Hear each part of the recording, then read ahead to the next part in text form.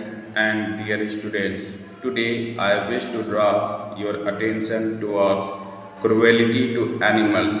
As a human beings, it's our moral duty to treat animals with love and compassion, but we cannot fulfill our duty properly. There are a lot of cases of animal cruelty in our society. Recently, a stray dog was beaten to death by a group of boys. Animals are killed by poachers for their skins, and teeth are used for the medicines and ornaments. Even in circus, they play to the tune of their ringmasters. These circus owners make a lot of money showing their play and tricks to the people.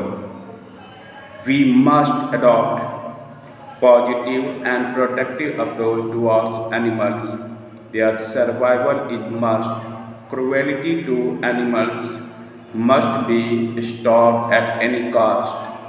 Then only this environment can survive and balance can be maintained. Cruelty of man towards animal should stop.